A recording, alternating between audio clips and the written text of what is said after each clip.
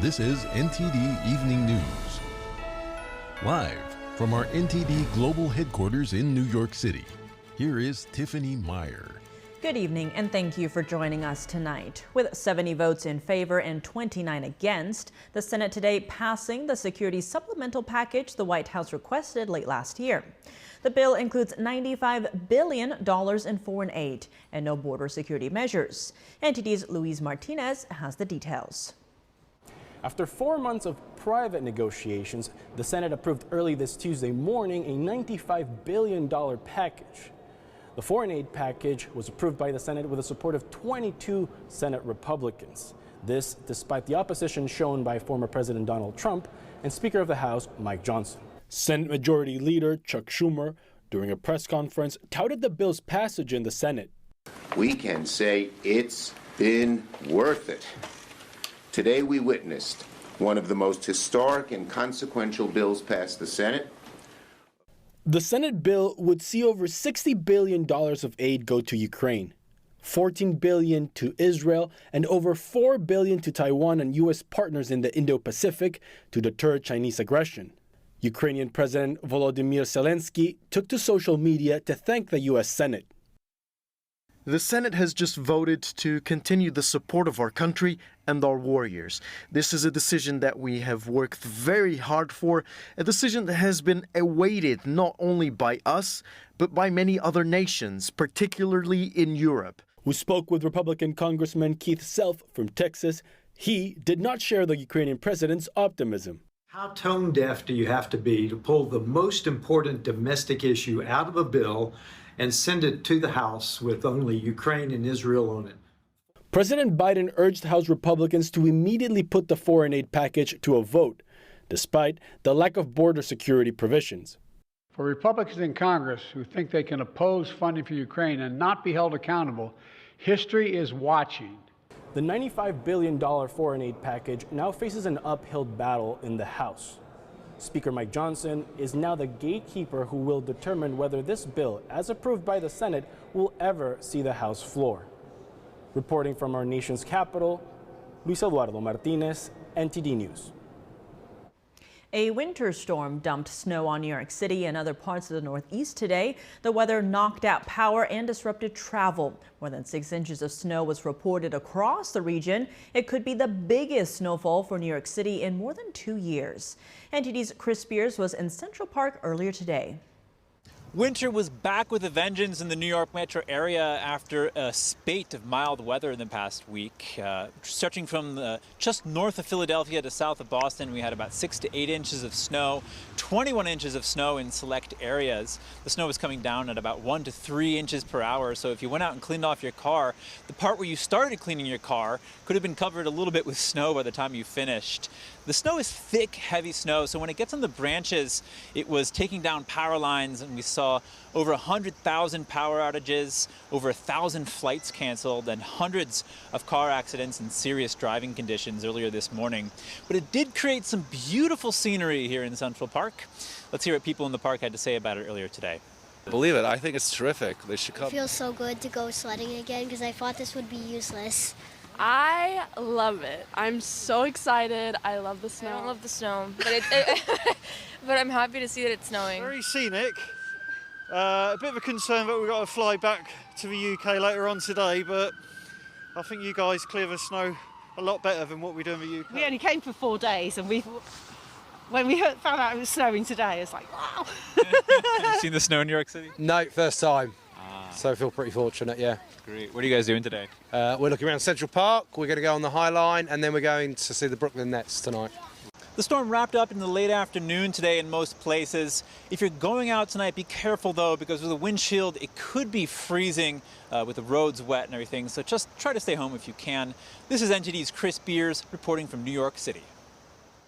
House Republicans demanding transparency into President Biden's interviews with the special counsel. What they also want is for the special counsel himself to testify about Biden's mental acuity.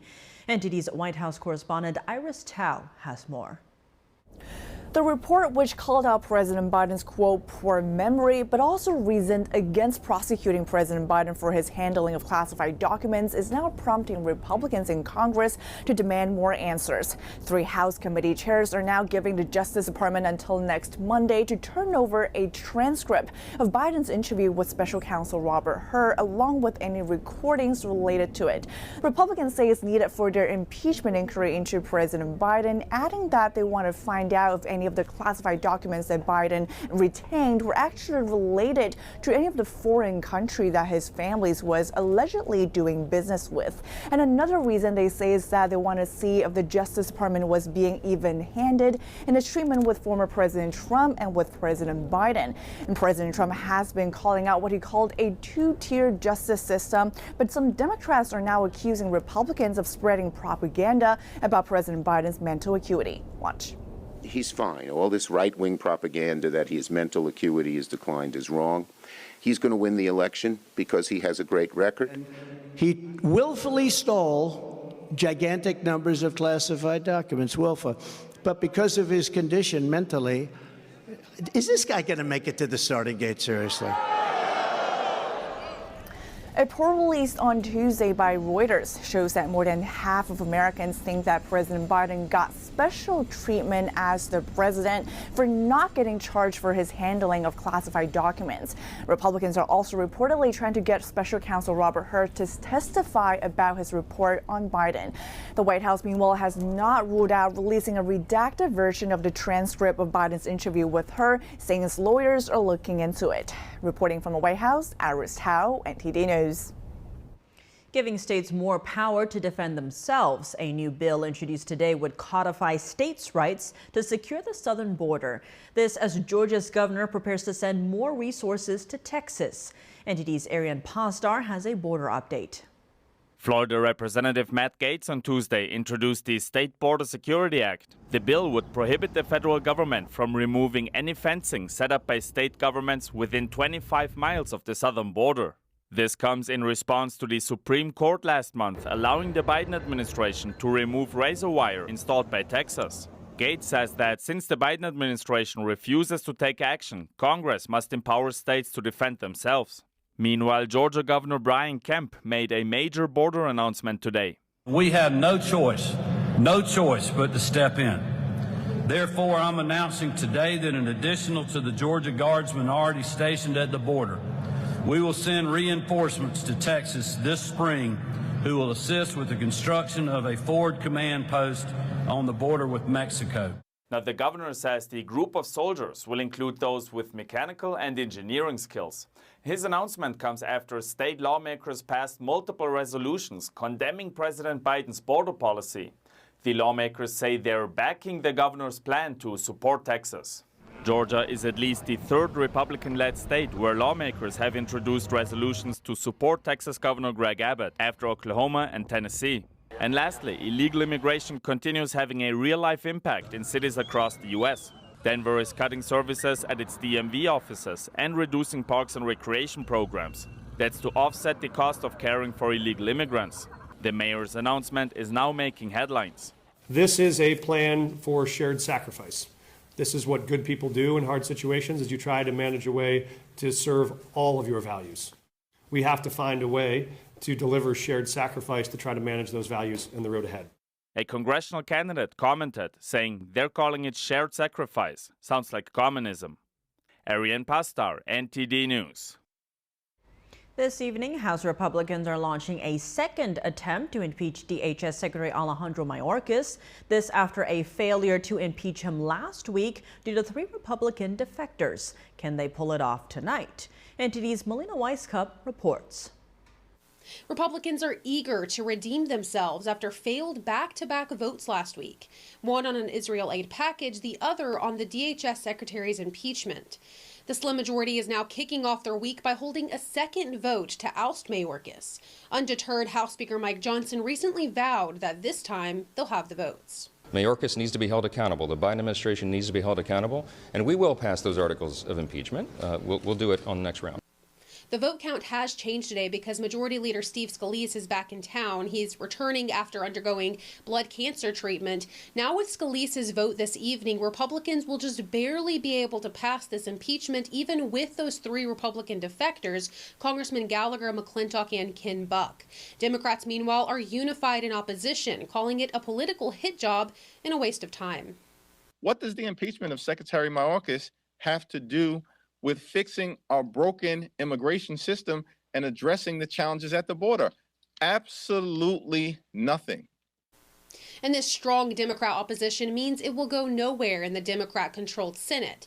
But the congressman leading the effort, chairman of the Homeland Security Committee, Mark Green, recently told me he still thinks it's worth it.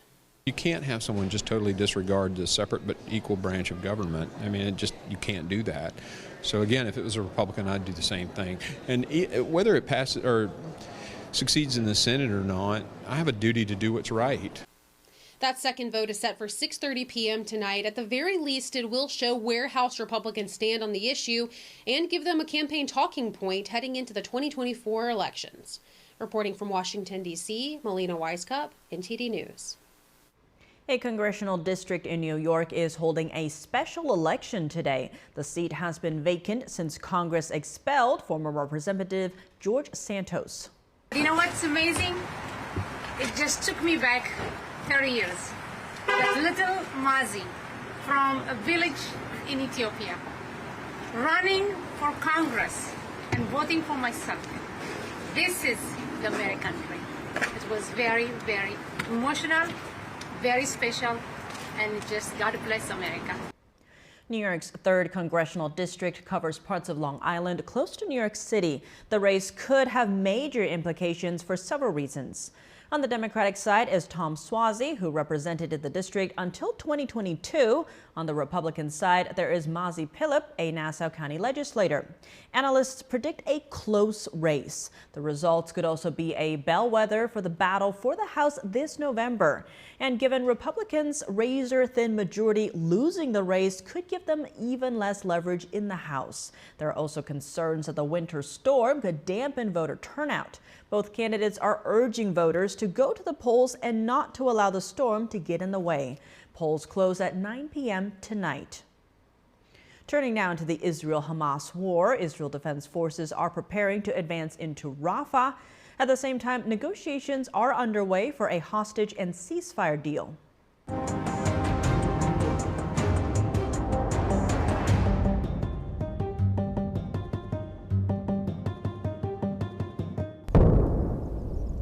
Israel's top spy chief was in Cairo, Egypt on Tuesday to continue ceasefire and hostage talks. Negotiators from Qatar, the United States, and Egypt were present, including CIA Director Bill Burns.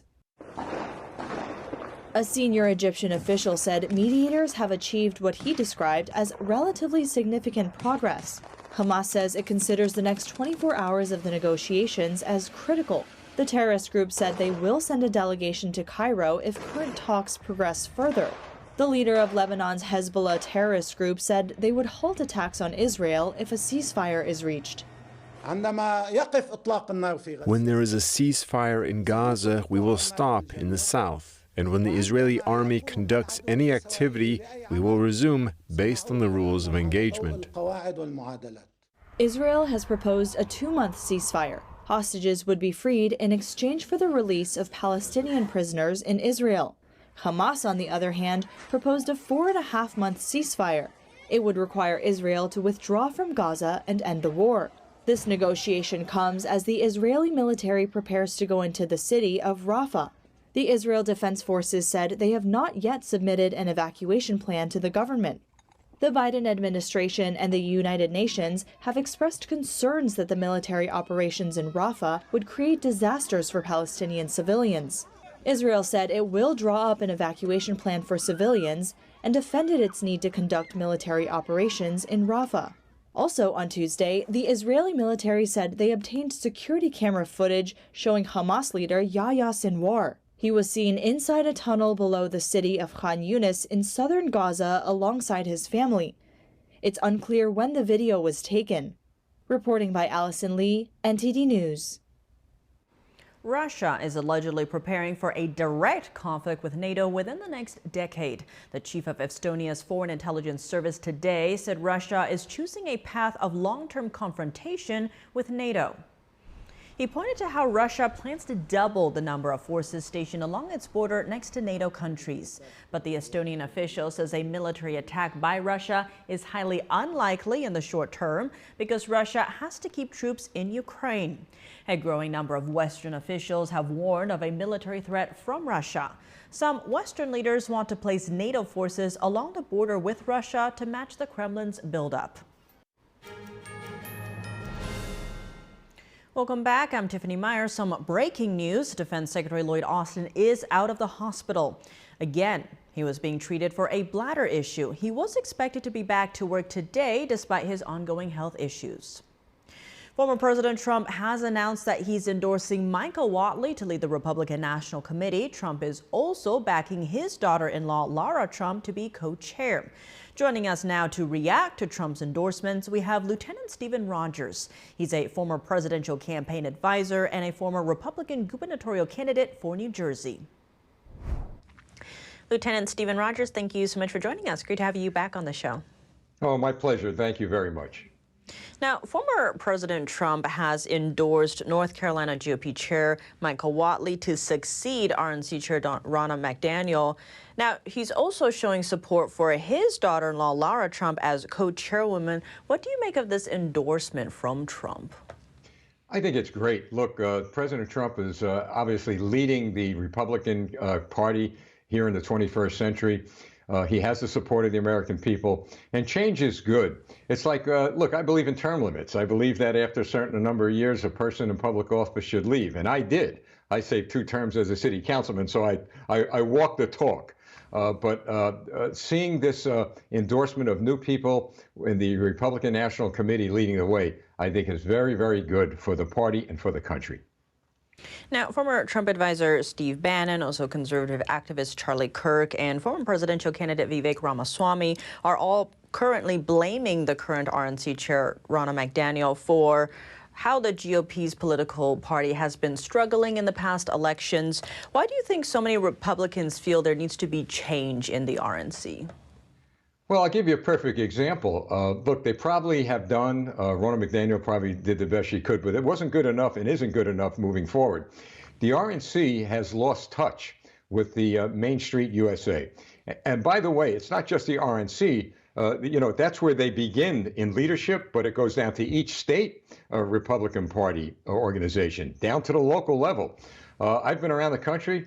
And I remember just about a year ago, I'm in certain states, and guess who's at high schools watching seniors graduate? The Democrat Party. They're actually getting names of kids that they could register to vote moving forward. The RNC has no vision. It hasn't applied the skills and talents of all the people they have in that party to do exactly what we need to do, is to increase our members and, in effect, increase the voter rolls and increase our representation in government. Now, the Associated Press is saying about Trump's endorsement, quote, "To be clear, this is not normal," adding that Trump has yet to secure the GOP's presidential nomination. And also, he and current chair Ronna McDaniel last week privately agreed that no major changes would take place until after South Carolina's February 24th primary. What do you make of all of this? Well, I would ask the AP, what is normal these days? Nothing is normal these days. Everything is changing. It's fluid. Look, one thing I like about President Donald Trump, people may disagree with his methods, maybe the way he does things, but he really displays leadership. And I admire that in anybody. Get out in front, do what you've got to do, and get the job done. There'll always be negatrons. There'll always be those who have something critical to say. Those are the ones usually who don't have solutions. All they do is complain. But the American people are watching leadership in action. I believe the Republicans en masse like to see these changes take place, and they're going to back the president, that is Donald Trump, and back the new RNC leadership once they're in office. Now, Trump also said, quote, "The RNC must be a good partner in the presidential election." How do you see this impacting this year's election? Well, he used the good words. They must be a partner, meaning that they all have to back the candidates who are running for office. Like I've been on your broadcast a lot, and I always point to the picture of the guy behind me, Ronald Reagan.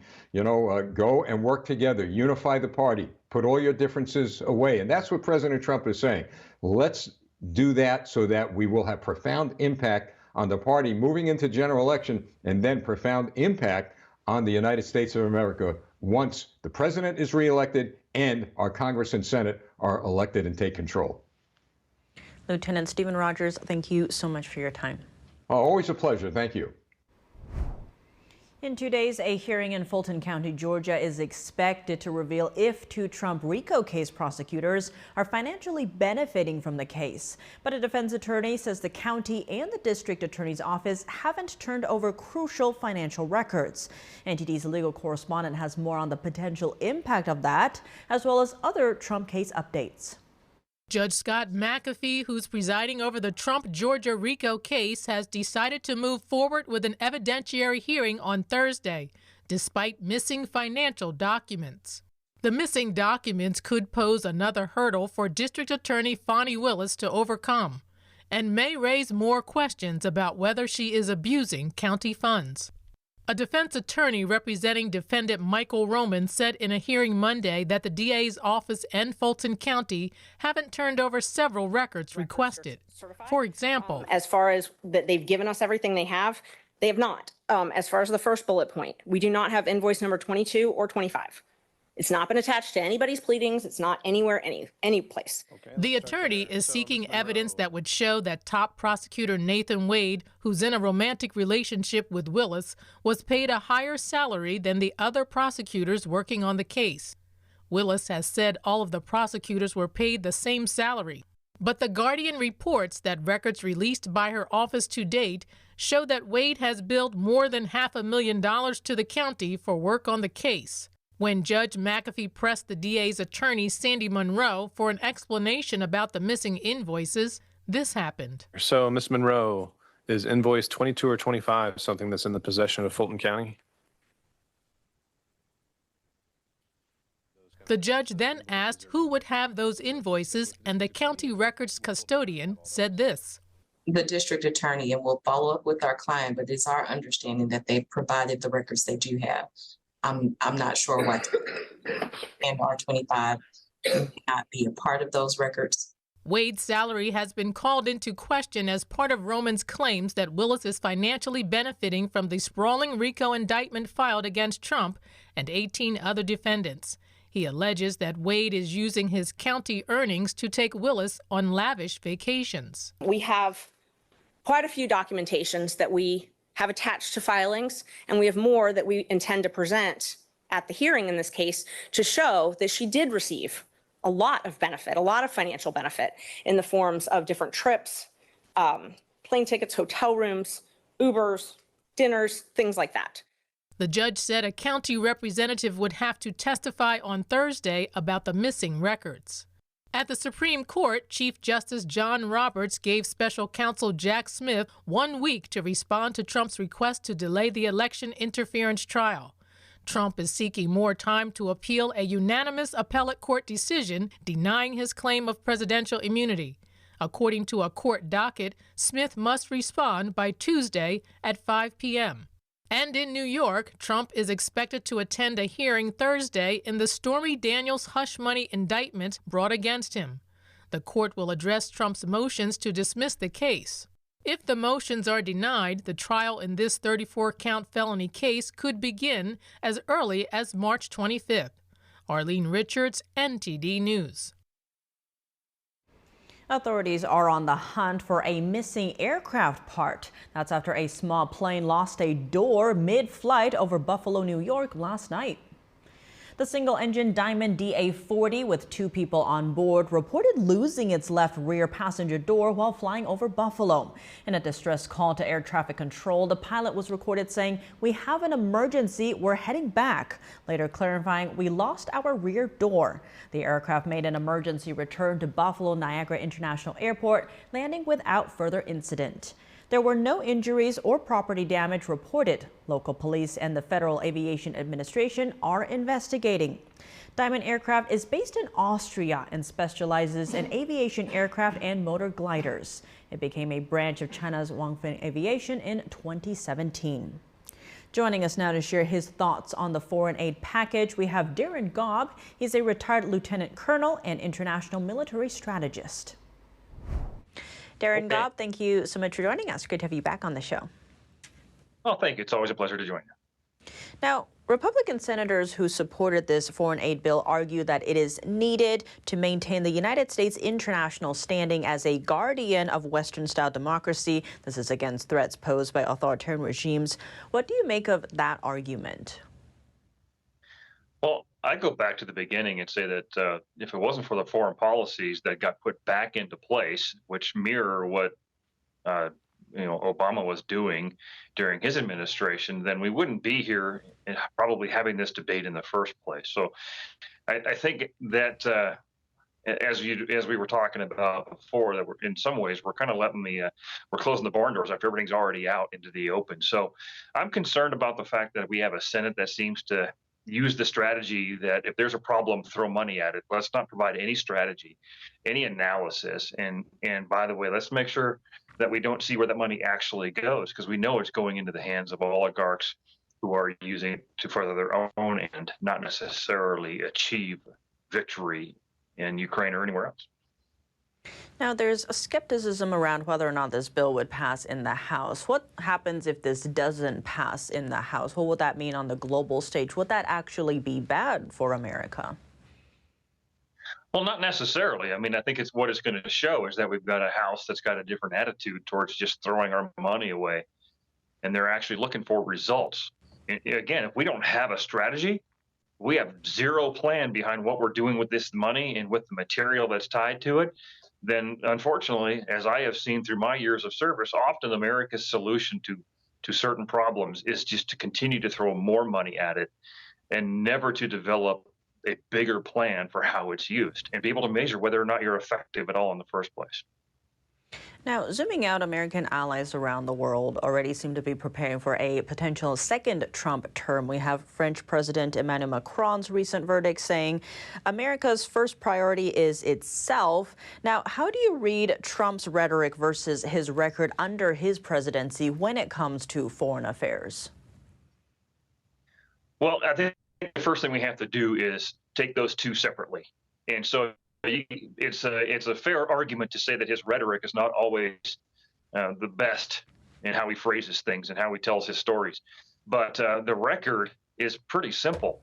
Let's go back to the day before Biden took office. What did you have? Well, you didn't have a war in Ukraine. You didn't have Hamas coming across the Israeli border murdering people. You didn't have the acceleration of Chinese authoritarianism threatening a lot of the Pacific region.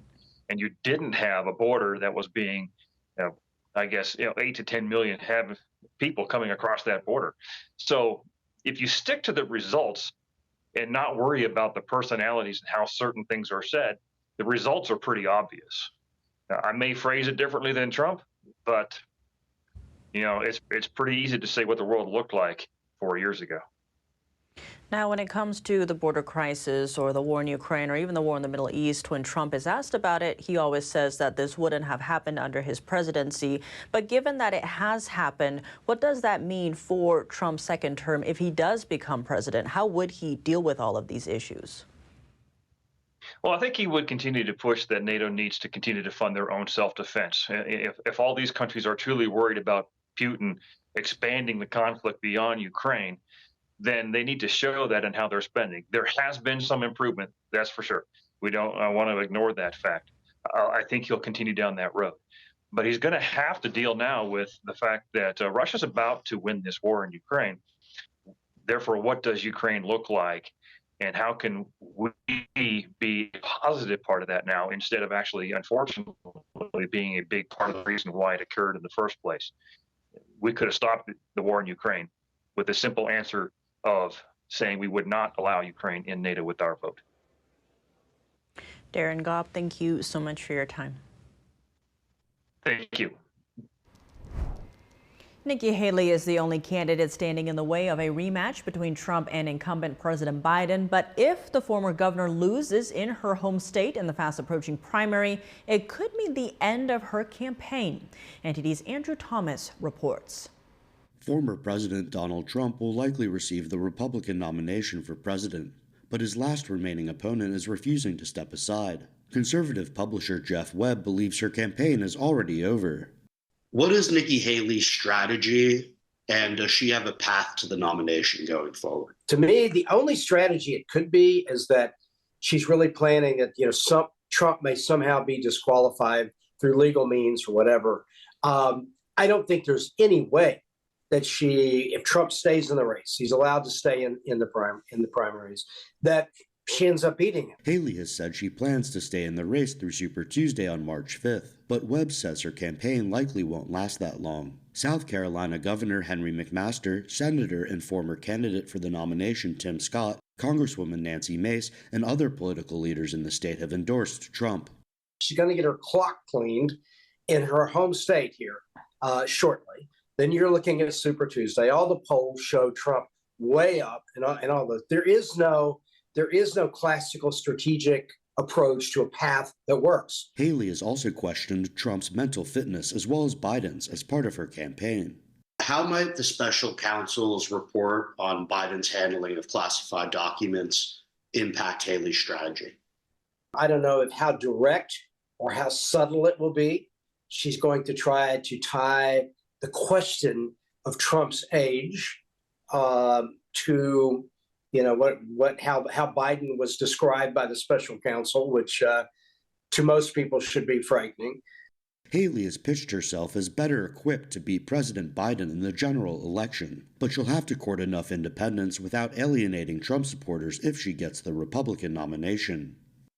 I mean, there are a certain percentage of people who are never going to vote for Donald Trump, whether they can give you a great reason or it's tied to any kind of policy. It's more personal. They're just not going to. Will she bring some of those people, the more moderate, quote, moderate voters? Possibly. But I think that will be offset by the loss of the more conservative base. Haley and Trump will compete for South Carolina's 50 delegates on February 24th. Andrew Thomas, NTD News. There's a new TikTok trend, getting fired. More and more Gen Zers are hitting the record button when their employers fire them online. NTD's Christina Kim explains why that's not a great idea. I got fired. A new TikTok trend. More and more Gen Zers are filming themselves getting fired. They had this new girl from our competitor come in and fire me. Their managers becoming social media stars overnight for the wrong reasons. Experts say it's happening across every industry. When you film your firing, you prevent your hiring. Think about it. Who is going to want to bring this individual into their organization when you can see that they attempted to embarrass, demean, or degrade their former employer? You don't invite a wolf into a henhouse. Evan Neerman is the CEO of the PR firm Red Banyan. He says if the company ever had to let a person go, it would have to worry about that person recording his or her firing. Neerman believes anyone who films themselves in that situation will experience long-term negative consequences. I disagree that my performance hasn't been, I haven't met performance expectations. One of the most prominent firings was Cloudflare's firing of Brittany Peach. It just doesn't make any sense that you guys have still not been able to give me a reason why I'm being let go. The 27-year-old Peach told Wall Street Journal she doesn't regret anything. NTD reached out to her, but we haven't heard back before airtime. PR experts say managers should follow a script when letting people go, and never to go off that script, and especially not to go into a heated back and forth. In this day and age, you have to safely assume that everything is being recorded. Now with all of these AI-powered platforms, anything you say or do is probably being recorded as we speak. Neerman suggests having these sensitive discussions in person as opposed to online. That way, it can't be filmed. Christina Kim, NTD News. A federal judge temporarily blocks an Ohio law seeking to regulate kids' access to social media. The judge says the law is likely unconstitutional. An emergency order was issued last month, stopping the law from going into effect. The legislation would have required social media platforms to get parental consent before kids under 16 could create accounts. On Monday, the judge said the law is breathtakingly blunt in trying to achieve its goals. He said it's an untargeted approach, as parents must only give one-time approval for creating an account. He said under the law, parents and platforms are not required to protect against any of the specific dangers social media might pose. Welcome back. I'm Tiffany Meyer. Global investors are increasingly losing confidence in China, and the price of those Valentine's Day chocolate treats will cost you. Here's NTD's Don Ma with today's business brief. U.S. consumer prices increased more than expected in January, and this is amid rises in the cost of shelter and healthcare. But as well, the pickup in inflation likely does not change expectations that the Federal Reserve will start cutting interest rates in the first half of this year. The CPI increased to 0.3% last month. This is a little bit higher than what it was in December, this according to the Labor Department's latest report on Tuesday. Now, in the months through January, the CPI increased 3.1%. This is a bit lower compared to December's year-over-year comparison. But this number is still higher than what some economists had been expecting. And moving on, investors of all kinds seems like are losing confidence in China as it has slipped into the alternative investment category. Data reveals people are pulling money out of the world's second largest economy. And exposure to Chinese stocks in December last year was down. Now, alternative investments are typically outside of traditional stocks and are often riskier, but appealing to diversify. This has been evident from global capital flow trends. A recent study of public pension and wealth funds managers found not one had a positive outlook for China's economy or saw higher relative returns there. And Valentine's Day tomorrow, but cocoa prices are surging so high, even the biggest chocolate makers are struggling to stay profitable. And that doesn't bode well for your wallet this Valentine's Day. Sugar, labor, and other factors have also gotten pricier. Hershey said last week that it would cut 5% of its workforce after historic cocoa prices and inflation worry consumers dampened fourth quarter earnings. And other chocolate companies are feeling the pinch too as well. And now for your sports news, we're joined by NTD's Dave Martin. Dave, the TV ratings have already come out on the Super Bowl, and they're the highest ever, more than 120 million viewers. What do you think is behind this? Yeah, well, for one, they haven't always counted streaming platforms. That was only a few million this year. CBS's broadcast alone was actually 120 million. That's the highest figure in TV history. I'm sure a big part of that was, one, star power on both teams, but two, how close this game was. I mean, this was just the second Super Bowl ever to go to overtime. Actually, there was about a 15-year period in the 80s and 90s when the league was lopsided. Multiple juggernauts in the NFC that routinely overpowered their AFC foes in the big game. You had like semi-dynasties, almost like San Francisco, Dallas, Washington, New York, that regularly blew out whatever AFC team made it to the Super Bowl. Buffalo and Denver were their most common punching bags. And the Super Bowl for a time was this anticlimactic event. Ratings suffered because of it. Now there's a lot more balance between the two conferences right now. I think we got the matchup everyone wanted to see. The ratings seem to back that up. Plus Taylor Swift was there, so you had that going on too. I was wondering if that was going to come up. Now, during the Super Bowl, there was a commercial for Dove in support of women's sports that Vivek Ramaswamy was critical of. What was his issue with it? Yeah, he was pointing out Dove's hypocrisy of trying to support girls in women's sports while simultaneously celebrating men coming in and competing in women's sports as transgender athletes. Specifically, he reacted to Dove's ad saying, quote, Dove feigned concern that 45% of girls quit sports by age 14 in its sanctimonious ad last night. Yet Dove also goes out of its way to publicly celebrate men competing in women's sports. Now, he's probably referring to the 2021 Tokyo Olympics where transgender weightlifter Laurel Hubbard of New Zealand competed in the women's competition. She was the first, or he, whatever, was the first transgender athlete ever in the Olympics. Dove at the time put out this big celebratory tweet that drew plenty of ire from both men and women, as did Hubbard's inclusion really in the first place. Many think, of course, women's sports should only include women, and it's unfair to let men come in and take away their opportunities. I think Ramaswamy was just trying to point out the hypocrisy there of trying to think both sides. Well, now another one of those Super Bowl commercials. The star-studded Dunkin' Donuts ad has an interesting offer related to the ad. What are they offering fans? Yeah, the chance to look like Ben Affleck in the commercial. You know, USA Today ranked the 59 Super Bowl commercials. The Dunkin' one came in at number 2, just behind State Farm's hilarious commercial with Arnold Schwarzenegger. They were both very funny, I thought. Anyway, the Dunkin' one had Ben Affleck, Matt Damon, and Tom Brady in these matching band boy tracksuit outfits for the fictional band, the Dunkings. Now, those tracksuits, like the ones they had on, are available for purchase on shopdunkin.com for $60 a piece. So you too can look as cool as they did. Now the commercial also starred an embarrassed acting Jennifer Lopez, who hilariously kicks Affleck out of the audition while inviting Tom Brady to stay behind. Well, now switching gears here in college football, ESPN has reportedly extended their deal to air the new 12-team playoffs.